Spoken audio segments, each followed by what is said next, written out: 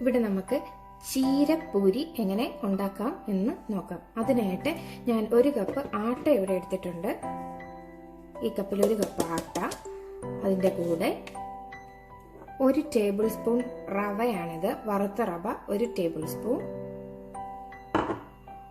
1 table spoon മൈദ, സ്വല്പം ഉപ്പ്. ഇതെല്ലാം കൂടിയിട്ട് നന്നായിട്ട് ഒന്ന് മിക്സ് ചെയ്ത് എടുക്കണം. നല്ലതുപോലെ മിക്സ് ചെയ്യണം. ഈ മൈദയും റവയും നമ്മളിട്ടിരിക്കുന്ന ആട്ടയും കൂടി നന്നായിട്ട് മിക്സ് ചെയ്തെടുക്കുന്നു. ആവശ്യത്തിന് ഉപ്പും ഇട്ട് നല്ലതുപോലെ മിക്സ് ചെയ്ത് നമുക്ക് എടുത്ത് മാറ്റി വെക്കാം. ഓക്കെ, ഇത് ഞാൻ സ്വല്പം ചീര അരിഞ്ഞെടുത്തതാണ്. ഇത് 1 കപ്പോളം ചീരയുണ്ട്.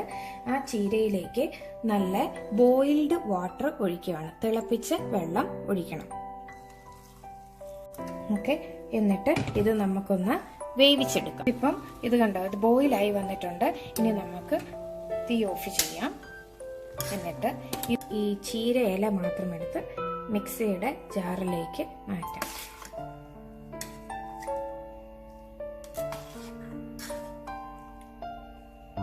ഇത് ഞാനിപ്പം മിക്സിയുടെ ജാറിലേക്ക് മാറ്റിയിട്ടുണ്ട്. നല്ല ചൂടുണ്ട്. എന്നിട്ട് നമ്മൾ ഇതിനകത്തേക്ക് ഒരു 2-3 സ്പൂൺ തണുത്ത വെള്ളം ഒഴിച്ചു കൊടുത്തിട്ട് ഇത് മിക്സിയിലിട്ടൊന്ന് അരച്ചെടുത്തിട്ട് വരാം.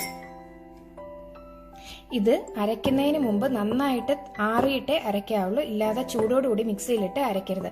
പിന്നെ ഞാൻ ഇതിലേക്ക് തണുത്ത വെള്ളം ഒഴിക്കാൻ കാരണം എന്നാന്ന് വെച്ചാൽ ഇതിന്റെ പച്ച നിറം പോകാതിരിക്കാനാണ് തണുത്ത വെള്ളം ഇതിന് മുകളിൽ ഒഴിച്ചു കൊടുത്തത്. കണ്ടോ, നല്ല ഗ്രീൻ കളറിൽ തന്നെ നല്ല പച്ച നിറമുണ്ട്. ഇത് ചൂടാറിയ ശേഷം നമുക്ക് മിക്സിയിലിട്ട് അരച്ചെടുക്കാം. അങ്ങനെ നമ്മൾ അരച്ചെടുത്ത് സ്പിനാച്ചാണിത്, ചീര കണ്ടോ, നന്നായിട്ട് അരച്ചെടുത്തിരിക്കുന്നതാണിത്.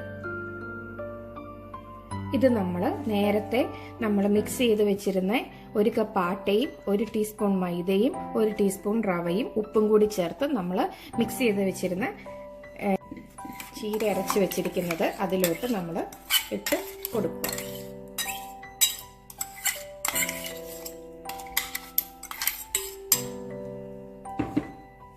ഇനി ഇത് നമുക്ക് ഒന്ന് ഇളക്കി എടുക്കാം. ജസ്റ്റ് ഒന്ന് ഇളക്കാം.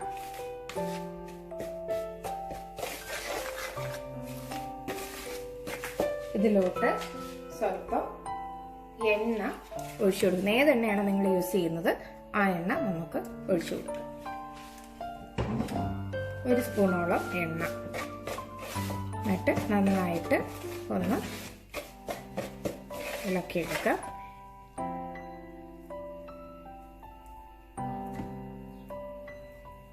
ഇനി നമുക്ക് ഇത് ചപ്പാത്തിക്കൊക്കെ കുഴയ്ക്കുന്ന പോലെ നന്നായിട്ട് കുഴച്ച് എടുക്കണം. നല്ലതുപോലെ കുഴയ്ക്കണം. നന്നായിട്ട് കുഴച്ചെടുത്തിരിക്കുന്നതാണിത്. ഇനി നമുക്ക് ഇതൊന്ന് റെസ്റ്റ് ചെയ്യാൻ വെക്കണം.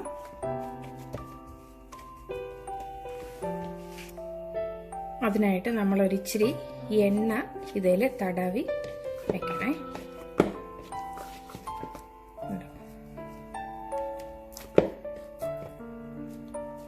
എണ്ണ തടവി നമുക്കിതൊന്ന് റെസ്റ്റ് ചെയ്യാൻ വെക്കാം. 1/2 മണിക്കൂർ റെസ്റ്റ് ചെയ്യാൻ വെക്കാം. റെസ്റ്റ് ചെയ്യാൻ വെക്കുമ്പോൾ നമ്മൾ മൂടി വെക്കണം, ഇല്ലെങ്കിൽ അത് ഡ്രൈ ആയി പോകും കേട്ടോ. അപ്പോൾ ഇത് നമുക്ക് 1/2 മണിക്കൂർ മൂടിയിട്ട് റെസ്റ്റ് ചെയ്യാൻ വെച്ചേക്കാം. കുഴച്ച് വെച്ച് മാവ് 1/2 മണിക്കൂർ കഴിഞ്ഞിട്ടുണ്ട്.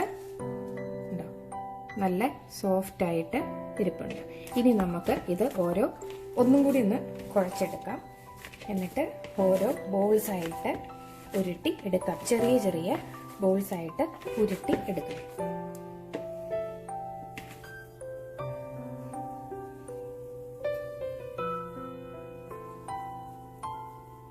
ഇതുപോലെ ചെറിയ ബോൾസ് ആയിട്ട് ഉരുട്ടി എടുക്കാൻ പോകണം.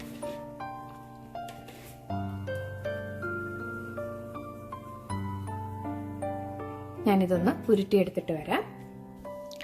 ഞാനിവിടെ ഇത് ചെറിയ ബോൾസ് ആയിട്ട് ഉരുട്ടി എടുത്തിട്ടുണ്ട്. വളരെ ചെറിയ ബോൾസ് ആയിട്ടാണ് എടുത്തിരിക്കുന്നത്. ഇനി നമുക്ക് ഇത് ഓരോന്നായിട്ട് പരത്തി എടുക്കാം. ഓരോ പൂരിയായിട്ട് പരത്തി എടുത്തിട്ടുണ്ട്. ഇനി നമുക്കിതൊന്ന് ചുട്ടെടുക്കാം. അതിനായി നമ്മൾ ഒരു പാനിനകത്തേക്ക് എണ്ണ ഒഴിച്ച് അത് നന്നായിട്ട് ചൂടായി കഴിയുമ്പോഴത്തേനും ഈ പൂരി നമുക്ക് അങ്ങോട്ട് ഇട്ട് കൊടുക്കാം. പൂരി ഇടുന്നതിന് മുമ്പ് ഇതിനകത്തുള്ള പൊടിയെല്ലാം തട്ടിക്കളഞ്ഞ് ഇടണം. ഇത് കണ്ടോ, ഇനി ഇതിനകത്തേക്ക് ഇട്ട് കൊടുക്കുക.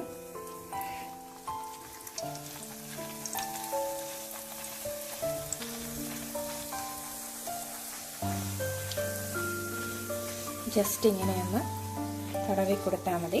ഇപ്പോൾ കണ്ടോ, ഇത് ഇങ്ങനെ പൊങ്ങി വന്നോളൂ.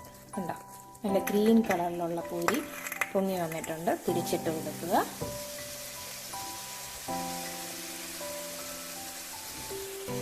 നമ്മുടെ പൂരി പെട്ടെന്ന് വെന്തോളും. നന്നായിട്ട് വെന്തിട്ടുണ്ട്. ഇത് കണ്ടോ, ഇങ്ങനെ. അങ്ങനെ നമ്മുടെ സ്വാദിഷ്ടമായ പൂരി ഇവിടെ റെഡിയായി കഴിഞ്ഞിരിക്കുന്നു. എല്ലാവരും ചെയ്തു നോക്കണം. വളരെ ടേസ്റ്റിയാണ്, ഹെൽത്തിയുമാണ്. അപ്പം എല്ലാവരും ചെയ്തു നോക്കുമെന്ന് വിശ്വസിക്കുന്നു. Thank you. ഇഷ്ടമായാൽ ലൈക്ക് ചെയ്യാനും സബ്സ്ക്രൈബ് ചെയ്യാനും മറക്കരുതേ. Thank you.